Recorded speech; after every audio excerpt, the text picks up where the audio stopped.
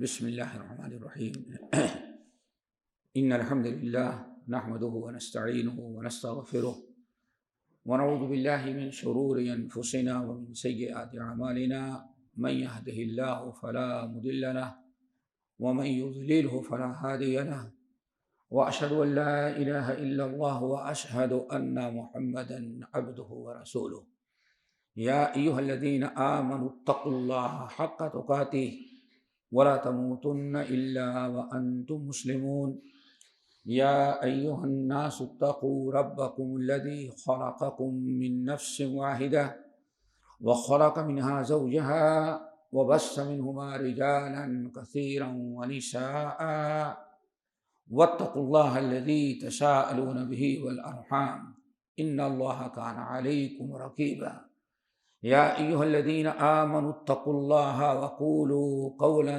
سدیدا یصلح لکم اعمالکم ویغفر لکم ذنوبکم ومن یطع اللہ ورسولہ فقد فاز فوزا عظیما اما بعد فإن خیر الحدیث کتاب اللہ وخیر الہدی ہدی محمد صلی اللہ علیہ وسلم وشر الامور محدثاتها وَكُلَّ مُحْدَثَةٍ بِدْعَةٍ وَكُلَّ بِدْعَةٍ ضَلَالَةٍ وَكُلَّ ضَلَالَةٍ فِي النَّارِ فَأَعُوذُ بِاللَّهِ مِنَ الشَّيْطَانِ الرَّجِيمِ بِسْمِ اللَّهِ الرَّحْمَنِ الرَّحِيمِ فَمَنْ كَانَ يَرْجُو لِقَاءَ رَبِّهِ فَلْيَعْمَلْ عَمَلًا صَالِحًا وَلَا يُشْرِكْ بِعِبَادَةِ رَبِّهِ أَحَدًا۔ محترم حضرات، نوجوان ساتھیو، اس سورۃ الکہف کی آخری آیت میں نے تلاوت کی ہے، اور آج انشاءاللہ اسی آیت کی روشنی میں کچھ باتیں ہم آپ حضرات کے سامنے رکھنے کی کوشش کریں گے۔ اللہ تعالی ہم کو کہنے، عمل کرنے، آپ تمام ساتھیوں کو سننے، عمل کرنے کی توفیق نصیب فرمائے۔ اللہ تعالیٰ نے قرآن پاک کی اس آیت میں اخلاص اور عمل اتباع سنت کی طرف اشارہ کیا ہے، اور اللہ رب العالمین سے ملاقات ہو، انسان سے اس کا رب، اس کا خالق مالک راضی ہو، اس کی مغفرت اور بخشش کرے، اس کی نیکیوں کو قبول فرمائے۔ دوستو، اس کی ایک شرط ہے اخلاص اور اتباع سنت۔ فمن کان یرجو لقاء ربہ فلیعمل عملا صالحا ولا یشرک بعبادۃ ربہ احدا۔ دین پر عمل کرنا، دینی کام کرنا، شریعت، اللہ تعالیٰ کا تقرب، ایسی عظیم ترین چیزیں کہ اس میں ذرہ برابر بھی ملاوٹ اللہ کو پسند نہیں ہے۔ دوستو، سنن نسائی وغیرہ کی اس حدیث پر غور کریں کہ ابو امامہ رضی اللہ تعالیٰ عنہ کہتے ہیں، ایک شخص نبی علیہ السلام کے پاس آیا اور کہا، یا رسول اللہ، ان الرجل یرید ذکرا واجرا یجاہد فی سبیل اللہ۔ ایک شخص اللہ تعالیٰ کی راہ میں جہاد کرتا ہے، جہاد کرنے کے لیے جاتا ہے، اجر و ثواب کی بھی نیت رکھتا ہے، اور سوچتا ہے اسی ذریعے اس کی ذرا شہرت بھی ہو جائے۔ یہ سوال کیا، آدمی جہاد کرتا ہے لیکن یرید ذکرا و اجرا،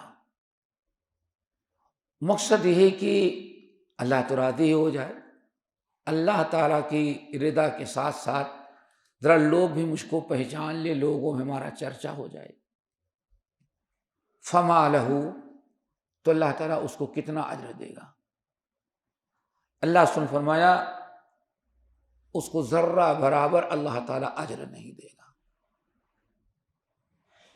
صحابی مشرک تھے، اللہ سنیے کیسے ہو سکتا ہے؟ جتنا اللہ تعالیٰ کی سے اجر و ثواب کی امید رکھتا ہے، کم سے کم اتنا آدھے کا ثواب تو ملنا چاہیے، لیکن آپ تو فرمایا لیس لہ اجر، اس کو کوئی اجر ہی نہیں ملے گا۔ پھر دوبارہ وہی سوال کیا، یا رسول اللہ، صرف لوگوں کو دکھلانے کے لیے، شہرت کے لیے ہی نہیں کرتا، بلکہ اس کا مقصد اجر و ثواب بھی حاصل کرنا ہے، اجر و ثواب بھی حاصل کرے اور اس کے ذریعے اس کے بہانے اس کا ذکر بھی ہو جائے۔ آپ نے فرمایا، میں نے کہا فما لہ من اجر، اس کے جہاد کو اسے کوئی اجر و ثواب نہیں ملے گا، پھر بھی اس شخص کو اطمینان نہیں ہوگا۔ عقل تو یہی کہتی ہے، عقل تو یہی کہتی ہے کہ بھائی ٹھیک ہے، جتنا اس نے اللہ کے لیے نیت کی ہے اتنے کا ثواب اللہ دے رہے دے، اور جتنے کی نیت اس نے شہرت کی ہے اللہ تعالیٰ اتنا کاٹ لے، ثواب نہ دے۔ اس لیے تیسری مرتبہ پھر اس نے سوال کیا، یا رسول اللہ، صرف شہرت کے لیے جہاد نہیں کرتا بلکہ جہاد کرتا ہے اللہ کے لیے بھی، اور لوگوں کے لیے کے درمیان اپنی شہرت بھی چاہتا ہے، کم سے کم کچھ تو ملنا چاہیے۔ اللہ رسول نے تیسرے مرتبہ فرمایا، سنو، ان اللہ لا يقبل عملا الا ما ابتغي به وجه اللہ۔ دیکھو اللہ تعالیٰ کے یہاں پارٹنرشپ نہیں چلتی، اللہ کے لیے بھی کرو، اس کے لیے پھر اجر بھی چاہو، تو یاد رکھنا اللہ تعالیٰ کا یہ نہیں چلتا۔ اللہ تعالیٰ ان اللہ لا يقبل عملا الا ما ابتغي به وجه اللہ، اللہ تو صرف اسی عمل کو قبول کرتا ہے جو 100% صرف اللہ کے لیے کیا گیا۔ اللہ تعالیٰ سے دعا کریں اللہ تعالیٰ ہم سب کو اخلاص فرمائے۔ علامہ البانی رحمۃ اللہ علیہ، علامہ البانی کیا، امام منذری رحمۃ اللہ علیہ نے، عبد العظیم منذری رحمۃ اللہ علیہ جو ہیں ترغیب و ترہیب والے، انہوں نے اپنی ترغیب و ترہیب میں اخلاص، باب الاخلاص، سب سے پہلا باب ہے اس کتاب اخلاص۔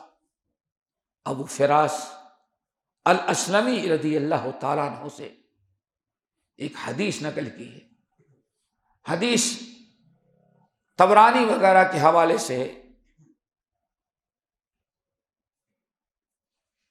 بعض روایتوں سے پتہ چلتا ہے حجۃ الوداع کا موقع تھا۔ آپ نے سلونی اما شئتم، تم کو جو سوال کرنا ہے کر لو، پتہ نہیں آئندہ ملاقات ہو کہ نہ ہو، جیسے دوسری روایتوں میں آیا۔ تو ایک شخص کھڑا ہوا، یا رسول اللہ فما الاخلاص، اخلاص کیا چیز ہے؟ آنے فرمایا الایمان، الایمان۔ غور کریں، رسول صلی اللہ علیہ وسلم نے سوال ہے سائل کا، مل اخلاص، اخلاص کیا ہے؟ اور جواب کیا ہے؟ الایمان۔ ایمان ہی تو اصل میں اخلاص ہی تو اصل میں ایمان ہے۔ دوسری روایت میں یا فما الاسلام، فرمایا الصلاۃ۔ متعدد روایتیں ہیں، بتانا یہ چاہتا ہے اخلاص۔ سوال ہے مل ایمان، ایمان کیا چیز ہے؟ تو عام طور پر ایمان ان تؤمن باللہ و ملائکتہ و کتبہ و ارکان ستہ، یہاں اللہ سن ارکان ستہ نہیں بتایا، کیا فرمایا؟ الایمان و الاخلاص، الایمان، ایمان جو ہے وہی اخلاص، وہی اصل میں سراپا ایمان ہے، کیوں؟ بغیر اخلاص کے ایمان بھی قابل قبول نہیں۔ امام احمد بن حنبل، امام ابن کثیر اور بہت سارے اہل علم نقل کیا، حضرت عمر ابن الخطاب رضی اللہ تعالی عنہ سے، حضرت عمر ابن الخطاب رضی اللہ تعالی عنہ راستہ پکڑ کے جا رہے تھے، راستے میں معاذ ابن جبل رضی اللہ تعالی عنہ سے ملاقات ہو گئی۔ عمر ابن الخطاب رضی اللہ تعالیٰ عنہ گزر ہو رہا تھا، اور معاذ ابن جبل رضی اللہ تعالیٰ عنہ اپنے شاگردوں کو بیٹھے درس دے رہے تھے۔ عمر ابن الخطاب ٹھہر گئے اور فرمایا، یا معاذ ما قوام هذه الامہ یا ما قوام هذه الملہ، یہ امت کب تک دین اسلام پر قائم رہے گی؟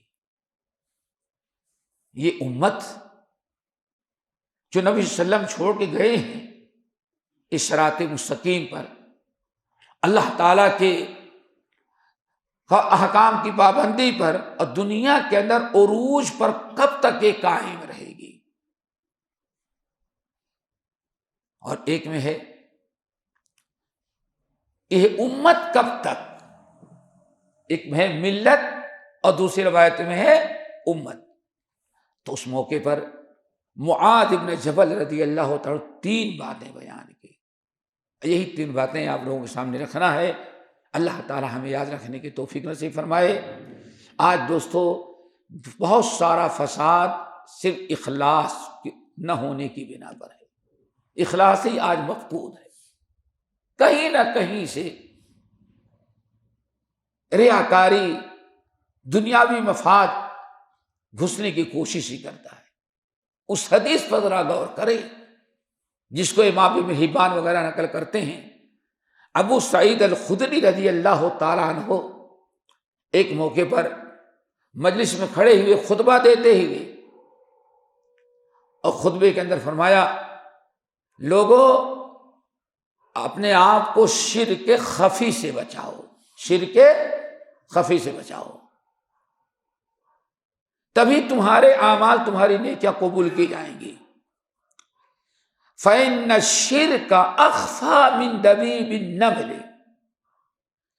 چونکہ شرک کے بندے کے دل میں، عقیدے میں، عمل میں، نیت میں اعلان کر کے نہیں آتا، بلکہ شیطان اتنے پوشیدہ انداز سے آدمی کے دل میں شرک پیدا کر دیتا ہے، شرک خفی ڈال دیتا ہے، کہ جس طرح سے چیونٹی زمین پر چلتی ہے، تجربہ کیے ہوں گے، جب تک آپ کی نگاہ نہ پڑ جائے یا کاٹ نہ لے تب تک آپ کو پتہ نہیں چلتا۔ اتنی بڑی مخلوق مچھر ہے، وہ آتا ہے تو شور مچا ہوا آتا ہے، اعلان آتا ہے کر کے، معلوم تھا کہ ہیلی کاپٹر آ رہا ہوا ہے، دور سے پتہ چل جاتا آ رہا ہے۔ یہ مکھی آتی وہ بھی بھنبھناتی ہی بھی، لیکن ذرا غور کریں کتنی پیاری تشبیہ دی۔ اسی سے بچنا، ایاکم الشرک الثرائی یا شرک الخفی، پوشیدہ شرک سے اپنے آپ کو بچاؤ۔ فَإِنَّهُ أَخْفَى مِن دَبِيبِ النَّمْلِ۔ اور بعض روایتوں میں تو یہ روایت نقل کیا گیا، امام بہقی کتاب الزہد وغیرہ میں نقل کرتے ہیں کہ کالی چیونٹی ہو اور کالا پتھر ہو، پتھر بھی کالا اور چیونٹی بھی کالی، اس کالے پتھر پر کالی چیونٹی جو پوشیدہ طور پر چلتی ہے، کالا پتھر تو نظر بھی نہیں آتی اس پر، سفید پر ہو تو کب نظر آ جائے، نہ اس میں آواز ہوتی ہے نہ نظر آتی ہے۔ فرمایا اس سے بھی پوشیدہ طور پر بندے کی نیت اور ارادے میں شرک آ جاتا ہے، اور بندے کو احساس نہیں ہوتا، احساس نہیں ہوتا، شرک آ گیا۔ ابو سعید خدری نے خوب دبا کر خطبہ دیا، کچھ وہاں تابعین بیٹھے تھے، انہوں نے کہا، یا ابا سعید، یاد رکھو آپ نے آج ایسی بات بیان کی ہے، سن لیجیے، آپ اس کو دلیل دیں کہ واقعی یہ کتاب السنت سے جملہ ثابت ہے، وَإِلَّا لَعَرْفَعَنَّ أَمْرَكَ إِلَىٰ عمر بن الخطاب، اگر آپ نے ہم کو ڈرانے کے لیے فضائل کے نام پر، ترغیب کے نام پر اپنے جیب سے گڑھ کر کے دیا تو آپ کی شکایت عمر فاروق تک پہنچائیں گے۔ اور یہ بھی سن لے، معذونا یا غیر معذون، عمر اگر اجازت نہ بھی دے تو زبردستی گھس کر کے ان کے ہاتھ تمہاری شکایت کریں گے۔ ابو سعید نے کہا، میں دلیل دیتا ہوں، یہ لفظ بلفظ جو میں نے تم کو بتایا، اللہ کی قسم میں نے اللہ کے رسول سے ایسے ہی سنا ہے۔ جب دلیل دے دی کہ واقعی اللہ کے رسول کی حدیث ہے تب لوگوں نے مان لیا۔ ہمارے یہاں رجب کے مہینے میں رجب کی فضیلت میں یا عید میلاد کی فضیلت میں کوئی حدیث آ گئی، سب سے بڑے کیا کہیں گے معتبر جو ہے آج کل واٹس ایپ کی کیا کہتے ہیں، واٹس ایپ ہو بس اس کو بٹن دبائے سب تک بھیج دیے، سمجھتے ہیں کہ یہ بھی صحیح ہے، صحیح حدیث کی نہیں یاد رکھی گئی، بڑی تیزی سے ہم لوگ جو آگے بڑھا دیتے ہیں۔ کفا بالمرء کذبا ان یحدث بکل ما سمع، جب تک علماء سے پوچھ نہ لیں صحیح ضعیف کا تب تک اللہ کے واسطے اس کو غیروں تک نہ پہنچائے، ورنہ من حدث حدیثا وهو یرى انه کذب، پہلی حدیث کا ترجمہ تو یہ ہے آدمی کے نمبری جھوٹے ہونے کے لیے ہی کافی ہے جو بات سنتا ہے اس کو آگے بڑھا دیتا ہے۔ من حدث عنی حدیث وهو یرى انه کذب فهو احد الکاذبین، ایک دجالو تھا جس نے میرے نام پر حدیث گڑھی ہے اور اس کا بھائی دجالو ہے جو آگے سن کر کے بڑھا دیتا ہے۔ دوستو ذرا تحقیق کر لیا کرو، آپ کے پاس الحمدللہ علماء مشائخ ہیں، پوچھ لیں کہ حدیث ایسی آئی ہے اس کو کہاں پہنچا بتائے نہ بتائیں۔ بہرحال انہوں نے پوری حدیث بیان کی، اطمینان ہوا۔ کہا کیا ہے شرک خفی؟ کہا چیونٹی کی چال سے زیادہ پوشیدہ طور پر انسان کی نیت اور ارادے میں شرک آ جاتا ہے، ریاکاری آ جاتی ہے۔ اب لوگوں کو اطمینان ہوا تو عمر ابن الخطاب رضی اللہ تعالیٰ پوچھتے ہیں بتاؤ اے معاذ، معاذ سے کیوں پوچھا؟ کیونکہ معاذ ابن جبل جن اللہ کے رسول نے ساتھ میں عالمکم بالحلال والحرام معاذ ابن جبل، حلال اور حرام کے سب سے بڑے عالم تمہارے درمیان معاذ ابن جبل ہے۔ علماء صحابہ میں سے سب سے بڑے علم والے سمجھے جاتے تھے۔ تو حضرت عمر ابن خطاب نے پوچھا ذرا بتاؤ اپنے علم کے مطابق یہ امت یا یہ ملت کب تک اس طرح سے عروج پر رہے گی، کب تک یہ ترقی کرتی رہے گی، اس کا دنیا میں بولا بالا کب تک رہے گا؟ کہا کہ امیر المومنین جب تک تین چیزیں اس امت میں رہیں گی تب تک یہ امت عروج کے راستے پر رہے گی، اور جہاں یہ تین چیزیں ختم ہوئی امت کا زوال شروع ہو گیا۔ نمبر ایک کہتے ہیں الاخلاص، الاخلاص فہو الملہ، اللہ الاخلاص، پہلے نمبر پر اخلاص ہو، فہو الفطرہ، اور یہ اخلاص یہی فطرت ہے۔ پھر آیت تلاوت کی سورۃ روم کی فطرۃ اللہ التی فطر الناس علیہا لا تبدیل لخلق اللہ، یہ کیا ہے؟ فطرت ہے۔ انسان جب تک اخلاص پر ہے سمجھو کہ وہ فطرت اسلام پر موجود ہے۔ نمبر دو کہنے لگے الصلاۃ فہی الملہ، نماز کی پابندی کرنا، اور یہی ملت ہے، یہ ملت ہے۔ نمبر تین الطاعہ، اللہ اس کے رسول کی اطاعت و فرما برداری کرنا، فہی العصمہ، اور یہی انسان کو ہر بلا، ہر آفت، ہر مصیبت سے بچانے والا عمل ہے۔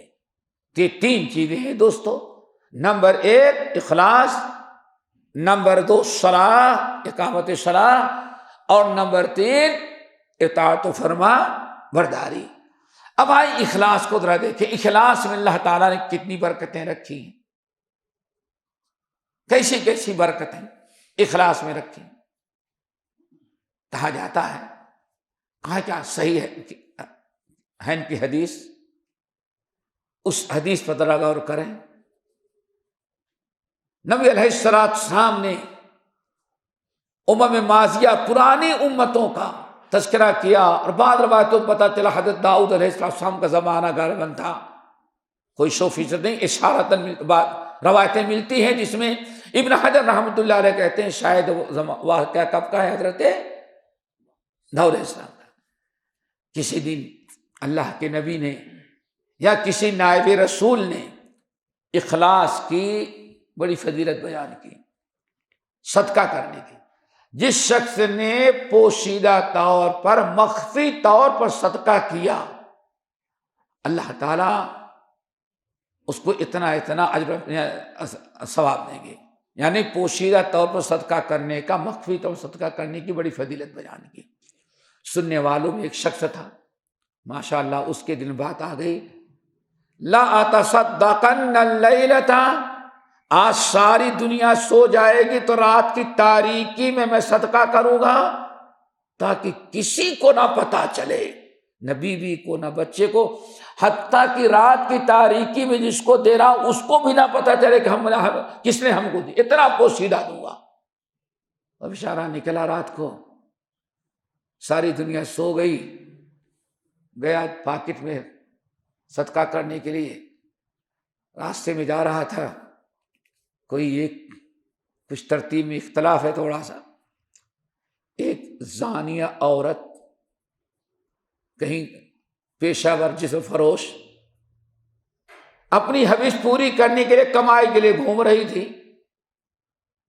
انہوں نے اس کو مجبور سمجھا، بڑی پوشیدہ سے چپکے سے اپنا صدقہ اس کو پکڑا دیا اور واپس آ گئے۔ اللہ تیرا شکر ہے کہ ایسا میں نے صدقہ دیا کہ لینے والی کو پتہ نہیں کہ کس نے دیا ہے۔ بہت خوش، ماشاءاللہ بہت خوش تھے۔ جب صبح ہوئی تو اس فاحشہ عورت نے اپنی تمام پیشہ ور عورتوں سے بتا دیا، اب تو ایسا زمانہ آ گیا بیوقوفوں کا کہ رات میں کوئی بیوقوف ہم کو اپنا صدقہ دے کے چلا گیا۔ اس نے بتایا ظہر کا وقت ہوتے ہوتے پورے شہر میں بات پھیل گئی، لوگوں زمانہ کیسا آ گیا کہ آج کسی فاحشہ جسم فروش عورت کو بھی کسی نے اپنا صدقہ دے دیا۔ شدہ بات صدقہ کرنے والے کو پتہ چل گئی کہ ارے میں نے تو پوشیدہ دیا تھا صدقہ، لیکن کسی گندی عورت کے ہاتھ میں چلا گیا۔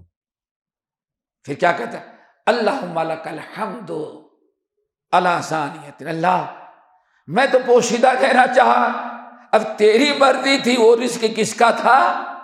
فاحشہ عورت کا، اور تو نے فاحشہ عورت کو دلوا دیا، لیکن اللہم لک الحمد علی ثانیۃ، اللہ اس پر بھی تیری حمد کرتے ہیں، شکر ہے تو کیسے کیسے لوگوں کا رزق کا انتظام کر دیتا۔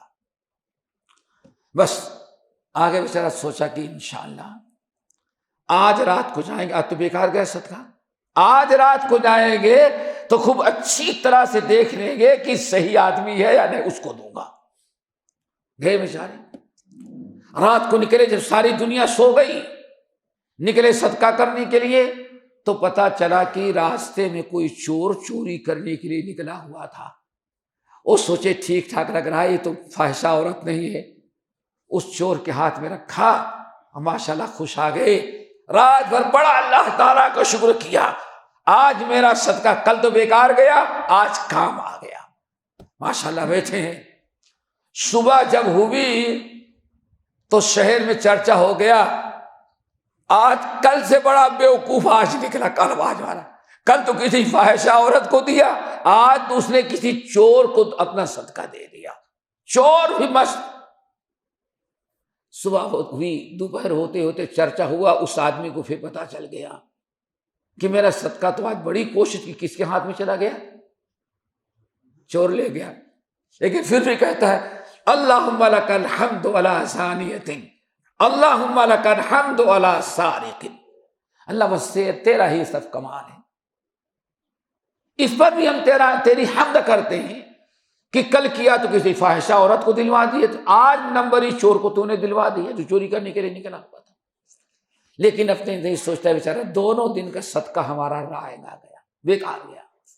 تو اس نے سوچا آج انشاءاللہ خوب اچھی طرح سے ٹھیک ٹھاک دیکھ کر کے دوں گا، لیکن مخفی رات کو دوں گا، کسی کو پتا نہ چلے۔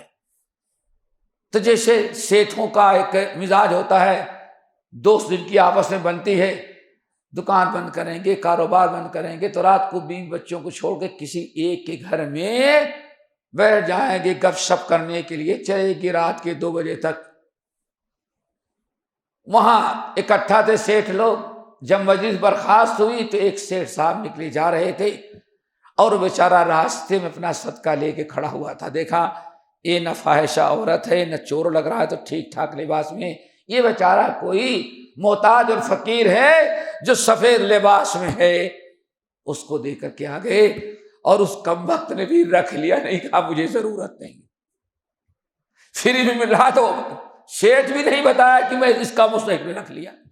صبح آفس میں گئے، دکان پہ گئے، شور مچا، تو انہوں نے کہا بھائی زمانہ تو بڑا عجیب سا آ گیا، تو لوگ سیٹھوں کو بھی مالداروں کو بھی اپنا صدقہ دے کے جا رہے ہیں۔ کون بیوقوف ہے کل کسی زانیہ عورت کو دے گیا، اس سے پہلے کسی زانیہ عورت کو دے گیا، پرسوں کل جو ہے کسی چور کو، آج مالدار کو دے کے گیا۔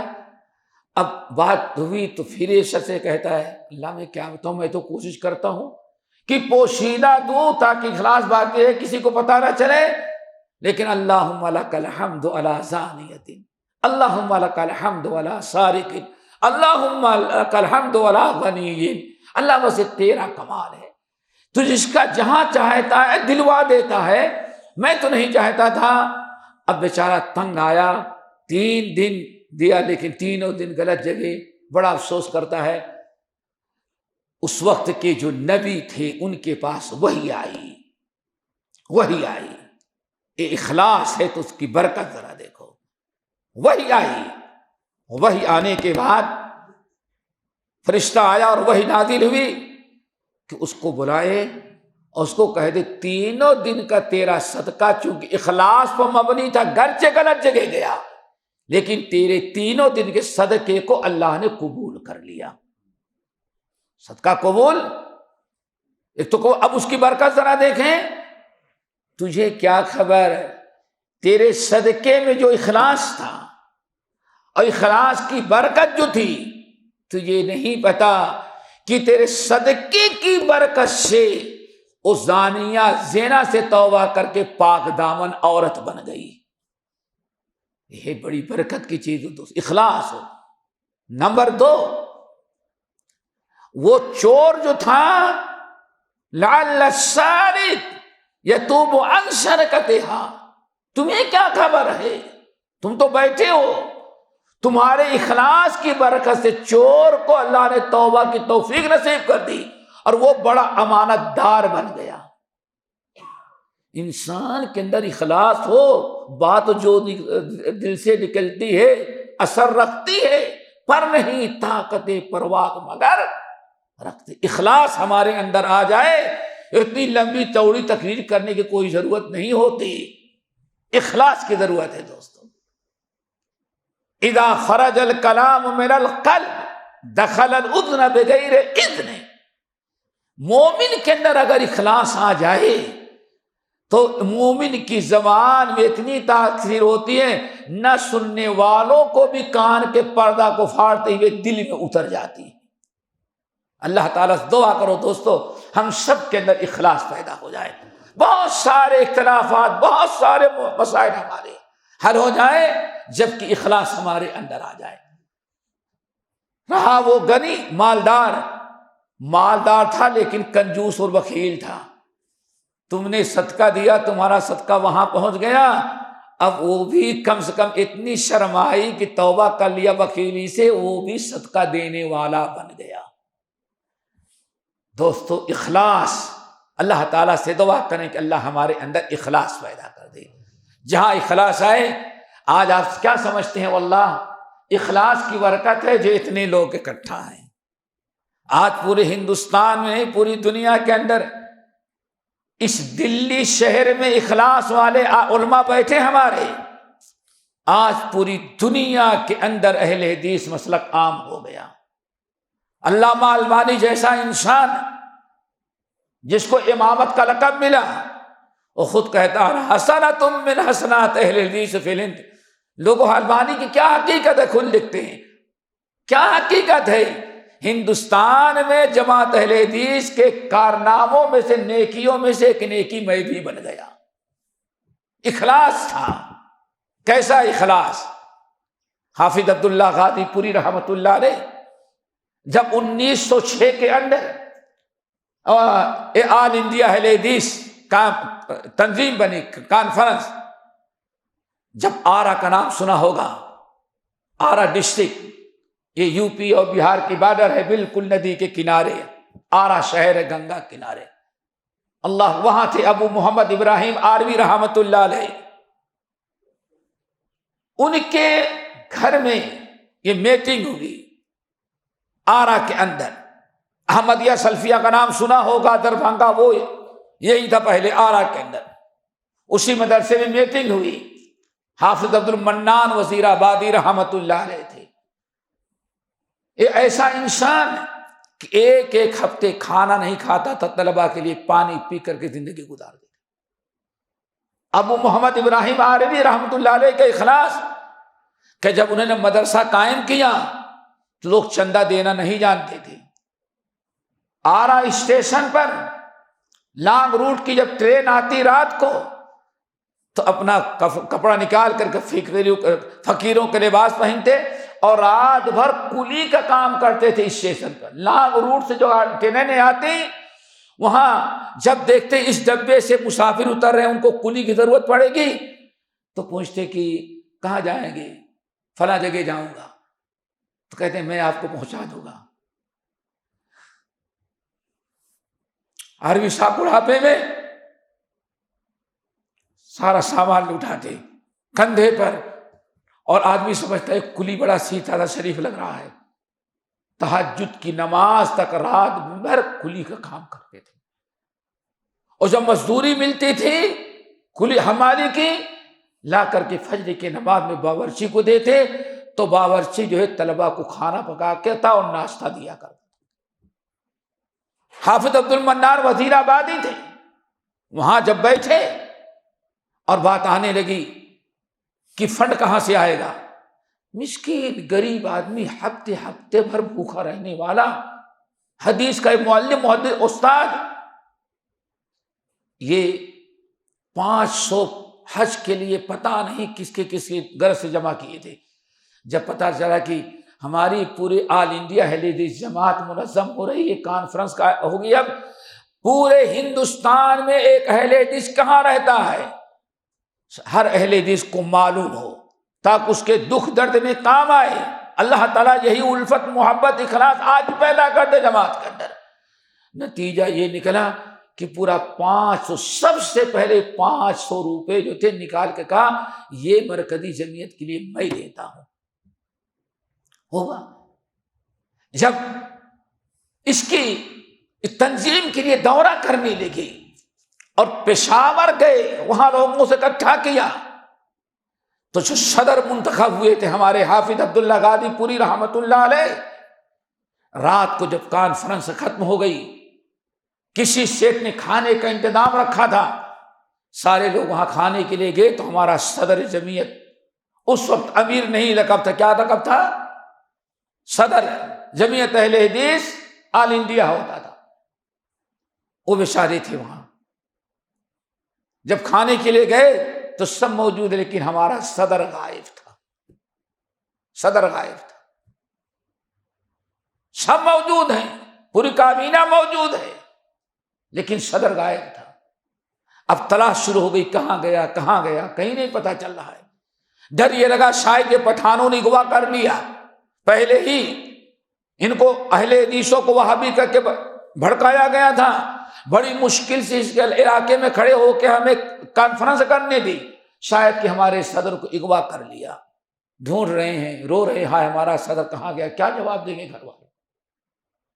پوری جماعت پریشان، جب مایوس ہو کر کے جو خیمہ لگا تو اس میں آئے تو پتہ چلا کہ خیمے کے ایک کونے میں کوئی بوڑھا بیٹھا ہوا ہے۔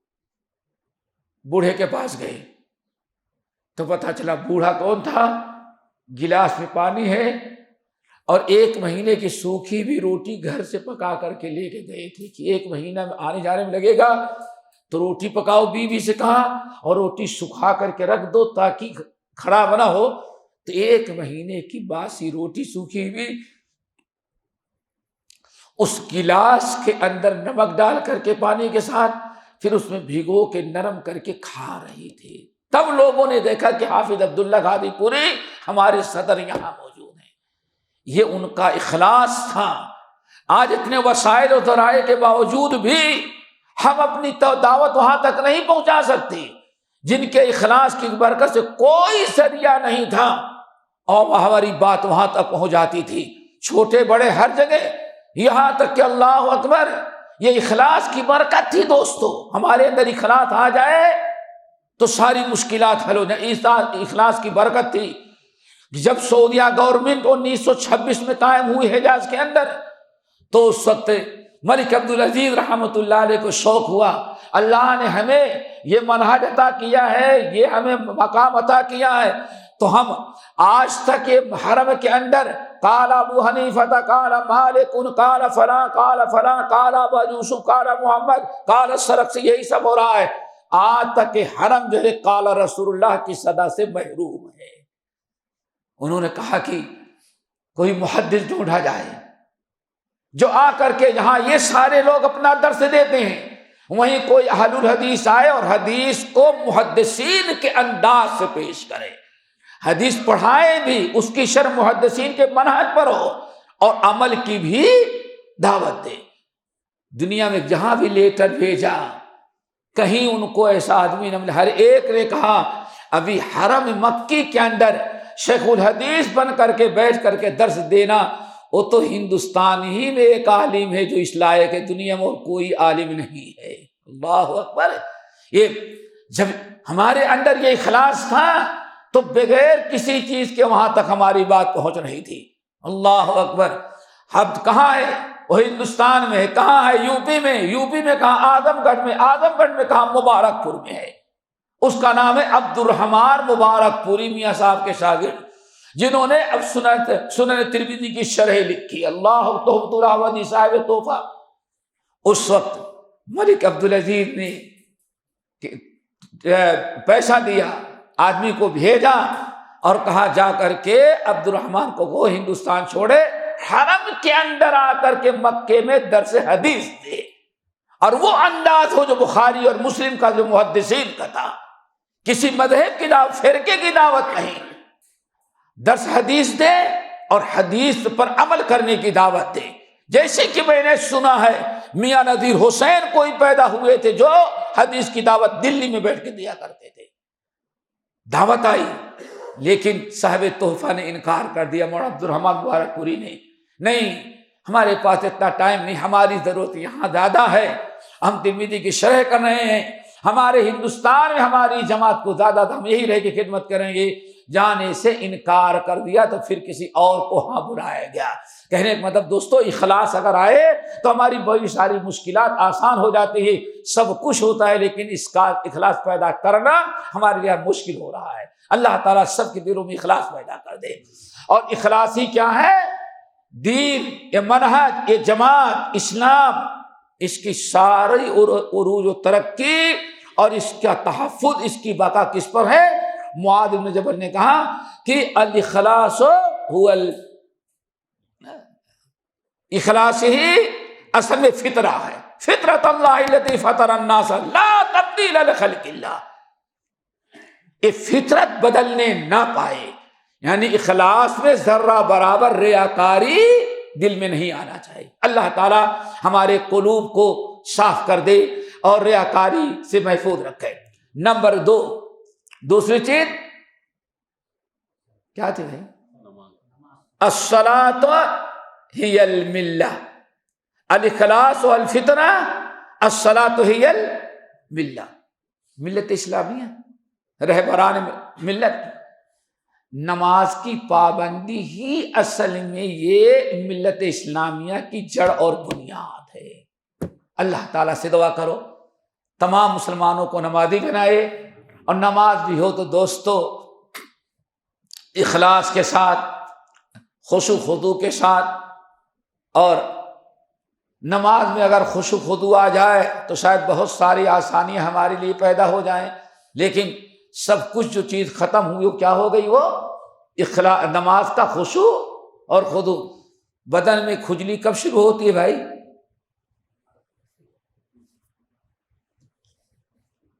ٹھیک ہے نا؟ اور دنیا کب یاد آتی ہے؟ بھولی بھی چیزیں نیت باہر میں سب کچھ شروع ہو گیا. جو چیزیں بھولی ہے سب کچھ یاد آنے لگی. کیوں؟ سوچتا ہے نماز، پہلے تو شیطان سوچتا ہے نماز نہ پڑھ سکے. جب آپ نے شیطان سے جہاد کیا، نماز پڑھنے کے لیے آ گئے، تو شیطان سوچتا ہے کہ ایسی نماز پڑھواؤ کہ نماز بغیر روح کی ہو. اور یاد رکھنا، جب یہ خشوع، نمازوں میں خشوع ختم ہو جائے پھر بہت ہی مشکل ہے. ہمارے مشائخ ماشاءاللہ بیان کرتے ہوئے سنا ہوگا زیاد بن لبید کی روایت، بلکہ بعد میں تو 3 4 صحابہ کرام سے مروی ہو گئی.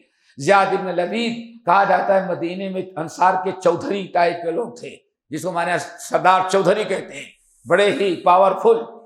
کہتے ہیں ایک دن نبی علیہ السلام کے ساتھ ہم لوگ جا رہے تھے، باہر سفر میں تھے، اور راستے میں اچانک نبی صلی اللہ علیہ وسلم نے اپنی نگاہ مبارک آسمان کی طرف اٹھائی. اللہ اکبر! آسمان کی طرف اٹھائی، اور پھر آپ نے فرمایا فتنوں کی پیشن گوئی کی، یہ ایسا ہوگا، ایسا ہوگا، ایسا ہوگا، ایسا ہوگا، ایسا ہوگا، ایسا ہوگا، بہت ساری چیزیں.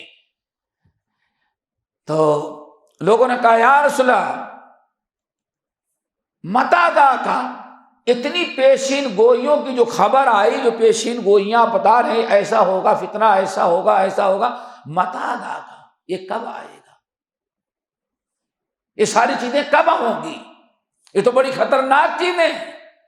نبی صلی اللہ علیہ وسلم نے جب آسمان پر نگاہ اٹھائی فرمایا ھذا اوان یختلس فیہ العلم. اللہ، ھذا اوان یختلس فیہ العلم. یہ ساری برائیاں، سارے فتنے اس وقت پیدا ہوں گے جب میری امت سے علم اٹھ جائے گا. علم اٹھ جائے گا یعنی کتاب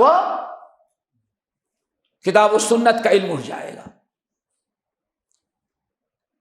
زیاد، سارے صحابہ تو خاموش تھے، لیکن وہ چودھری تھے انصار کے زیاد بن لبید، انہوں نے کہا یا رسول اللہ کیف یختلس العلم منا، کیا باتیں آپ کرتے ہیں، ہم لوگوں سے کیسے علم اٹھ جائے گا؟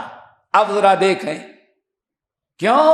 کہنے کہ ہم نے آپ سے علم سیکھا، وَنُعَلِّمُ صِبْيَانَنَا، اور ہم لوگ آپ سے سیکھتے ہیں، اپنے بیوی بچوں کو سکھلا دیں گے، اور بیوی بچوں کو تاکید کریں گے اپنے بیوی بچوں کو سکھلا دیں گے، اور وہ تاکید کریں گے اپنے بیوی بچوں کو. علم آپ سے جو ہم نے سیکھا ہے، جو علم لے کر کے آئے، یہ کیسے ختم ہو جائے گا؟ ہم سیکھیں گے اپنی اولاد کو، اولاد اپنی اولاد، قیامت تک علم ہمارے ہاں باقی رہے گا. آپ اطمینان رکھیں یہ علم اٹھنے والا نہیں ہے. اللہ اکبر. اوہو یا زیاد بن لبید، میں تو واقعی سنتا تھا اور سمجھتا تھا کہ واقعی تم چودھری ہو، ساری باتیں سمجھ میں آ گئی، لیکن علم کیسے اٹھے گا یہ تمہارے سمجھ میں نہیں آیا. ذرا غور سے سنیں، سب سمجھ میں آیا، یہ نہیں سمجھ میں آیا علم اٹھنے کے کیا مطلب ہے. ایسا نہیں کہا تمہارے دل سے اللہ علم اٹھا لے گا. اما تری ہؤلاء، کیا یہ یہودیوں کو نہیں دیکھتے؟ ایک طرف عیسائی ہیں، طرف یہودی ہیں. کیا ان اہل کتاب کو تم نے نہیں دیکھا؟ ان کے ہاں تورات ہے، تورات کا درس ہے، تورات کی تعلیم ہے. ان کے مدینہ طیبہ میں ابھی مدرسے ہیں یہودیوں کے. عیسائیوں کو ذرا دیکھو، ان کے ہاں علم تو موجود ہے. علم اٹھنے کا مطلب یہ ہے یہ قرآن بھی رہے گا، حدیث بھی رہے گا، سیرت بھی رہے گی، لیکن مسئلہ تمہارا معاملہ ان یہودیوں کی طرح ہو جائے گا. یہودیوں کے ہاں تورات ہے، انجیل ہے، پڑھنے والے ہیں، پڑھانے والے ہیں، مدرسے ہیں. ولكن لا يعملون بشيء مما فيهما۔ یہود و نصارہ تورات و انجیل سے محبت تو کرتے ہیں، پڑھتے تو ضرور ہے، علم تو ہے، لیکن علم کے ساتھ عمل ان کے درمیان نہیں ہے۔ علم کے اٹھ جانے کا مطلب عمل اٹھ جائے گا۔ تورات تو موجود ہے، انجیل موجود ہے، لیکن کمی کس چیز کی ہے؟ امر کے لا يعملون بشيء مما فيهما۔ تورات اور انجیل تو ہے، لیکن اس میں جو کچھ پڑھتے ہیں اس پر عمل نہیں ہے۔ آج ہمارے یہاں مردوں کو بخشنے کے لیے تو قرآن ہے، سب تیار ہوتے ہیں ماشاءاللہ، لیکن عمل کرنے کے لیے کتنے لوگ توحید جیسے معاملے میں بھی قرآن پر عمل کرنے کے لیے تیار نہیں ہے۔ عمل ہو جائے گا۔ اور دوسری روایت میں کیا ہے؟ کیا تورات اور انجیل یہود و نصارہ کو دیکھتے نہیں؟ ایمان ہے، پڑھنا پڑھانا ہے، لیکن آپ دنیا میں کسی بھی عذاب، کسی بھی برائی سے نہ ان کو تورات بچاتی ہے، نہ ان کو انجیل بچا رہی ہے۔ دوستو، یہ ہے علم اٹھ جانے کا مطلب۔ لا يعملون بشيء مما فيهما۔ یہ بات تو ہو گئی، حدیث بیان کر دیا، اللہ سے سن لیا، اور پھر آگے فرمایا اس قدر یہ علم اٹھ جائے گا یہاں تک کہ لا ترى اول ما يرفع من هذه الامه الخشوع۔ اور سب سے پہلی 23 سالہ زندگی میں ہم نے جو اسلام، جو تعلیمات اللہ کی پہنچائی ہیں، اور سب سے پہلی چیز 23 سالہ زندگی میں جو میں نے محنت کر کے پھیلایا ہے، سب سے پہلی چیز جو اٹھے گی کیا ہے؟ نماز کا خشوع ہوگا۔ نماز کا خشوع، نماز پڑھی جائے گی لیکن مسجد خشوع سے خالی ہوگی۔ بڑی عجیب سے بات تھی، ایک صاحب نے سنا، ارے ایسا بھی ہو سکتا ہے۔ حضرت عبادہ بن ثابت کے پاس گئے، ابو درداء کے پاس، کہا 3-4 صحابہ کرام کے پاس گیا، کہا ایسی حدیث ہے؟ ہر ایک نے تائید کیا کہ ہاں ایسی حدیث ہے۔ اور اس میں بعض صحابہ کے پاس گئے تو کہا میں تم کو بتاؤں کہ خشوع کیسے اٹھ جائے گا؟ کہا بتاؤ۔ کہا اللہ کی قسم، جمعے کے دن جامع مسجد میں نماز کے لیے جاؤ گے، ہزاروں آدمی جمعے کے دن جامع مسجد میں نماز کے اندر ہوں گے، لیکن تلا ترى فيها رجلا خاشعا، لیکن ایک آدمی بھی خشوع خضوع کے ساتھ نماز پڑھتا ہوا تم کو نظر نہیں آئے گا۔ تو دوستو، نماز قد افلح المؤمنون الذین هم فی صلاتهم خاشعون۔ جب انسان خشوع خضوع کے ساتھ نماز پڑھے گا، دل لگا، صحیح معنوں میں اگر نماز ہماری قبول ہو تو ہمارے سارے معاملات سدھر جائیں۔ کیوں؟ ان الصلاۃ تنہی عن الفحشاء والمنکر، ساری برائیاں ختم ہو جائیں، ساری نیکیاں معاشرے میں پھیل جائیں۔ کب؟ جب ہمارے نماز میں خشوع خضوع آ جائے۔ قد افلح المؤمنون الذین هم فی صلاتهم خاشعون، کامیاب ہو جائے۔ تو اگر نماز خشوع خضوع والی ہمارے اندر پیدا ہو تو کہتے ہیں یہی اصل میں کیا ہے؟ ملت ہے۔ اللہ تعالی ہمیں نصیب کرے۔ ہمارے اسلام میں کیسے خشوع ہوتی تھی، خشوع والی نماز ہوتی تھی۔ ہمارے ایک جو کبار علماء میں گزرے ہیں، ان میں ایک ہیں مولانا عبدالجبار صاحب گدرمی، جن کی برکت سے عمر آباد مدرسہ قائم کیا گیا ہے۔ عمر آباد کا دارالاسلام سنا ہے نا، یہ کس کی برکت ہے؟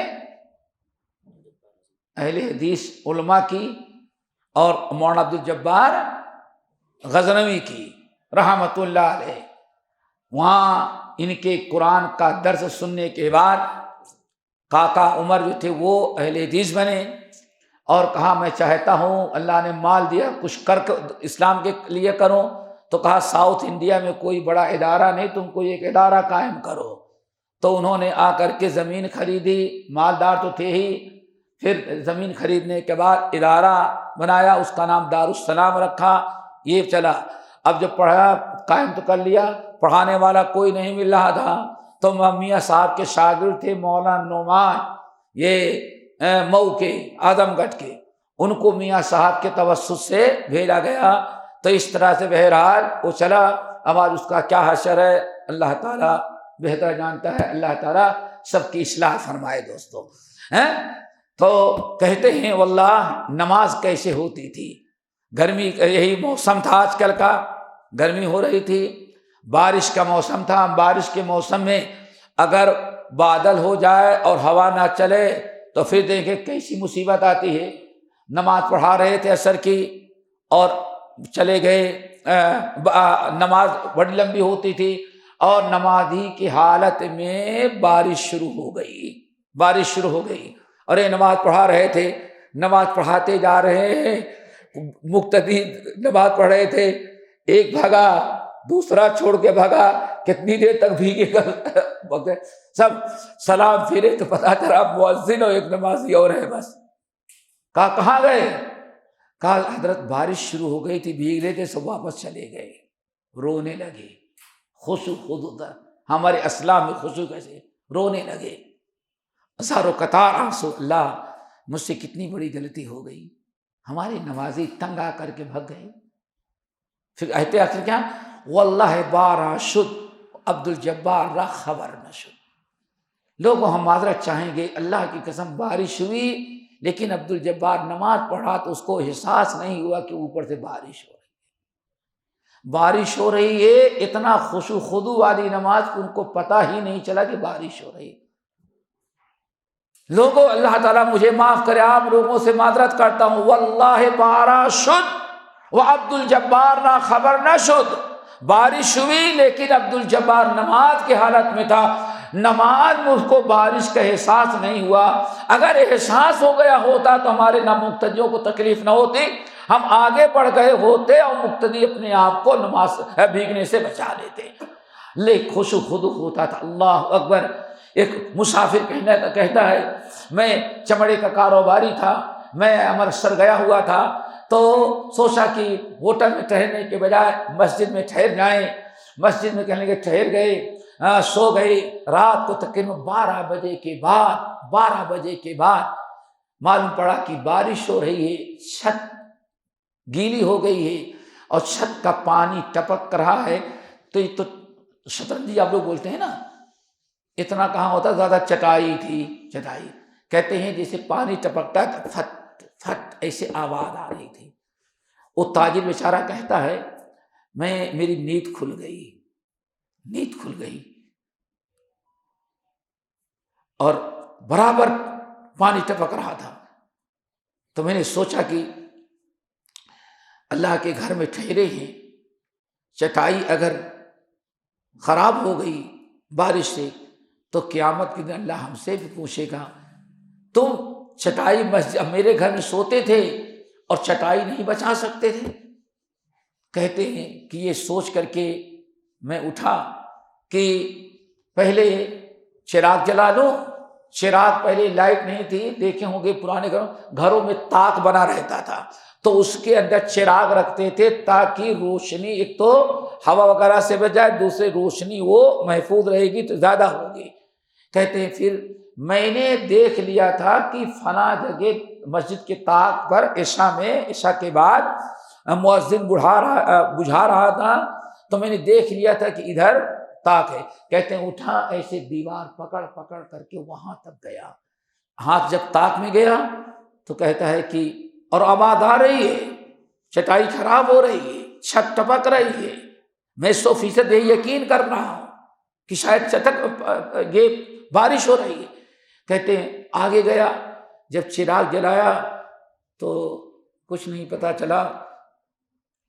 مولانا عبد الجبار غزنوی اہل حدیث عالم نماز پڑھ رہے تھے تہجد کی، ان کی آنکھوں سے آنسو جو ٹپک رہے تھے اس کو میں نے سمجھا تھا چھت سے پانی ٹپک رہا ہے۔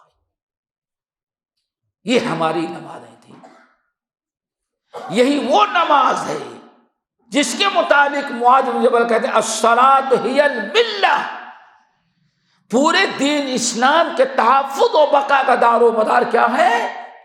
نماز۔ یہی نماز ہی اصل میں ملت اسلامیہ۔ نماز اگر درست ہو مسلمان ساری مشکلات پریشانیاں حل ہو جاتی ہیں۔ اللہ ہم سب کو ایسی نماز پڑھنے کی توفیق نصیب فرمائے۔ گنوا دی ہم نے جو اسلاف سے میراث پائی تھی، ثریا سے زمین پر آسمان نے ہم کو دے مارا۔ اللہ تعالی ہمیں ایسی ہی نماز پڑھنے کی توفیق عطا۔ بات لمبی ہو گئی، 2 منٹ اور لے گیا آپ لوگوں سے۔ اور تیسری چیز 2 ہو گئی، پہلی چیز کیا تھی؟ اخلاص، اور دوسری چیز نماز۔ اور نماز کیسے؟ قد افلح المومنون۔ آج والی نماز دوستو نہیں، جو سر بسجدہ ہوا کبھی تو زمین سے آنے لگی صدا، تیرا دل تو سر میں آشنا، تجھے کیا ملے گا؟ نماز میں بردما تسبیح در دل گاؤ خر، این چنی تسبیح کہ دارد اثر۔ دماغ اور کیا کہتے ہیں، دل میں تو کچھ اور ہے، اور جس میں تیرے بظاہری نماز میں کھڑا ہے، اور یہاں اپنے کاروبار کے اپنے بزنس، جب دل میں اخلاص نہیں ہے تو ایسی نماز کا کیا اثر ہوگا تیرا؟ اللہ تعالیٰ جو ہماری ٹوٹی پھوٹی نماز ہے، دعا کرو یہی قبول کر لے، جیسی اللہ چاہتا ہے ویسے تو نہیں ہو پا رہی ہے، سمجھ گیا؟ لیکن کوشش کرنا اپنا کام ہے۔ نمبر 3 دوستو، اللہ صلی معاذ بن جبل نے کہا الطاعہ، سمعنا واطعنا، اللہ اس کے رسول صلی اللہ علیہ وسلم کی اطاعت، اپنے بڑوں کی اطاعت، اپنے ذمہ داروں کی اطاعت۔ جب آپ اطاعت کریں گے تو وہی العصمہ، اللہ اکبر، وہی العصمہ، کتنی بڑی چیز اطاعت اگر کا جذبہ ہمارے اندر ہو، اللہ کے اطاعت، رسول کی اطاعت، اولو الامر کی اطاعت، اپنے بڑوں کی اطاعت، اپنے امیر کے اطاعت، اپنے ماں باپ کے اطاعت، اللہ کو جب ہمارے اندر یہ چیز پیدا ہو جائے تو معاذ جبل نے کہا ہی العصمہ، ساری آفتوں بلاؤں سے محفوظ رکھنے کا یہی سب سے بڑا ذریعہ ہے۔ عمر ابن الخطاب رضی اللہ عنہ نے کیا کہا تھا؟ لا اسلام الا بجماعت ولا جماعت الا بعمارت ولا امارت الا بطاعت۔ اے لوگو سن لو، عمر فاروق فتویٰ دے رہے ہیں، لا اسلام الا بجماعت، اسلام باقی نہیں رہ سکتا جب تک کہ انسان اجتماعیت کی زندگی نہ گزارے، جماعتی زندگی نہ گزارے۔ ہمارے ہاں ہر ایک الگ انچ، 6 انچ کی اینٹ الگ رکھنا چاہتا ہے، ہمارا آفس الگ ہو، ہمارا یہ الگ ہو، ہمارے ماننے والے الگ ہو۔ اللہ اکبر، لا اسلام الا بجماعت ولا جماعت الا بعمارت ولا امارت الا بطاعت۔ لوگوں یاد رکھنا، عمر فاروق کہہ رہے ہیں اسلام نہیں جب تک کہ جماعت سے نہ جڑا رہے، اور جماعت نہیں جب تک کہ امیر نہ ہو، اور امیر بھی کسی کام کا نہیں، کچھ نہیں کر سکتا جب تک کہ لوگ امیر کی اطاعت نہ کریں۔ لا جماعت الا بعمارت ولا امارت الا بطاعت۔ اللہ اکبر۔ عمر فاروق نے کتنے پہلے فتویٰ دیا تھا، نصیحت کی تھی کہ اجتماعیت زندگی گزارنے کے لیے ضروری ہے کہ ہمارے سب طاعت ہو، اور یہی ہے والعصمہ، یہی ہے جو ہر بلا، ہر آفت، ہر گمراہی، ہر پریشانی سے آپ کو بچائے گی۔ تو 3 چیزیں ہو گئی، فطرہ، ملت اور عصمہ۔ اللہ تعالی ہمارے اندر پیدا کر دے، اور اس تمام باتوں کو ہم نے کوشش کی ہے سمجھانے کی۔ اگر صحیح الفاظ نکلے تو اللہ تعالیٰ کا فضل و کرم، اگر کوئی لفظ سبقت لسانی ہوئی تو اللہ تعالیٰ شیطان کی طرح اللہ تعالیٰ ہمیں معاف کرے، اور ایسے بار بار مل بیٹھنے کی توفیق دے۔ اور بڑی خوشی ہے ماشاءاللہ سنا ہے کہ آپ لوگ شیخ ماشاءاللہ ہر ہفتے بیٹھے یا روزانہ بیٹھے ہوتے ہیں۔ الحمدللہ، نعمت ہے، غنیمت ہے، سمجھے؟ چانس نہیں جانے دیں۔ ایک ترین خمسن قبل خمسن، ابھی دیکھا ہوگا ہمارے اتنے بڑے عالم شیخ ادیر کب کون چلا جائے کچھ پتہ نہیں، ماشاءاللہ ایسے بیٹھے ہوئے ہیں۔ طلبہ ملنے کے لیے آئے تھے، ایک شخص نے کھانے کی دعوت کر رکھی تھی کہ عشاء کے بعد کھانا، وہ بھی گاڑی لے کر کے آ گیا۔ ایسے بیٹھے بات کر رہے ہیں، اذان عشاء کا وقت ہوا، چلو بھائی اذان عشاء کا وقت ہے، چلیں وضو کریں۔ وضو کرنے کے لیے کھڑے ہوئے اور سب لوگ انتظار کر رہے ہیں۔ جہاں دعوت ہے کھانے کی، وہ لینے کے لیے آیا، وہ کہتا وضو کر کے نکلیں تو ہم لے کے جائیں، طلبہ کہتے ہیں وضو کر کے نکلیں تو ہم لوگ حرم جائیں گے، بس وضو خانے میں جانے کی نوبت نہیں، کھڑے ہوئے بیچارے وہی گرے، پولیس کو بلایا گیا، ایمبولنس پہنچی، پتہ چلا کہ تو بس اللہ ہی کے ہاں چلے گئے، موت کا کوئی ٹھکانہ نہیں۔ جو دوستو ملا ہوا ہے، نہ درس دینے والوں پر کی کوئی گارنٹی اور نہ سننے والوں کی، اغتنم خمسا قبل خمس حیاتک قبل موتک، لوگوں جو وقت ملا ہے سیکھنے سکھانے کا، غنیمت اس کو موقع غنیمت سمجھو، اس سے فائدہ اٹھا لو۔ ہمارے مولانا مسلم عبد الکریم مسلم رحمۃ نام سنا ہوگا، یہ ہندو سے مسلمان ہوئے تھے، بڑے کارنامے ان کے ہیں، مجاہدین میں سے تھے، میاں صاحب کے شاگردوں میں سے ماشاء اللہ۔ تو ان کی تاریخ اہل حدیث میں ان کا بڑا کردار ہے۔ انہوں نے جب ان کا ہاتھ بھی کٹ گیا تھا، ایک ہی ہاتھ تھا، تو جب وہ اسلحہ استعمال کرنے کے نہیں لائق نہیں رہ گئے تو انہوں نے زبان اور قلم سے تبلیغ شروع کی، نیپال تک چلے گئے، اللہ اکبر۔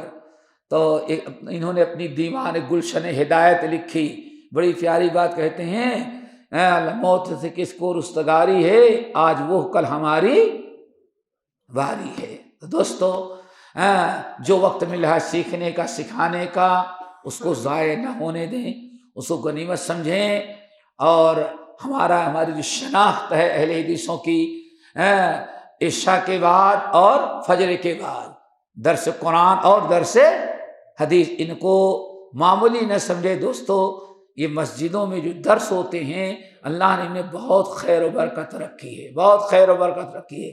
سننے والے کہتے ہیں مسجد میں جمعے کا خطبہ عام درس سنتے ہیں تو دل کچھ اور رہتا ہے، اور باہر میدان میں اسٹیج پر کہنے والے سنتے ہیں، کہتے ہیں ممبر والے کی بات پر وہی عالم جب ممبر سے بات کرتا اس کا جو اثر ہوتا ہے بڑے سے بڑے اسٹیج پر گراؤنڈ میں کرتا ہے، کہتا ہے وہ دل میں اثر اتنا نہیں ہوتا۔ یہ سب مسجد کی برکت، مسجد کی برکت، اللہ تعالیٰ کے گھر کی برکت۔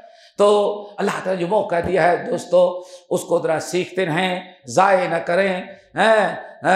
یہ موت سے کس کو رستگاری ہے، آج وہ کل ہماری باری ہے۔ غنیمت جان اس مل بیٹھنے کو، جدائی کی گھڑی سر پر کھڑی ہے۔ جو موقع مل جاتا ہے اس کو سیکھنے سکھانے، اللہ تعالیٰ کی رضا اور خوشنودی کے اعمال میں استعمال کریں۔ اللہ تعالیٰ ہم سب کو عمل کی توفیق نصیب فرمائے۔ اقول قولی ھذا واستغفر اللہ من کل ذنب واتوب الیہ۔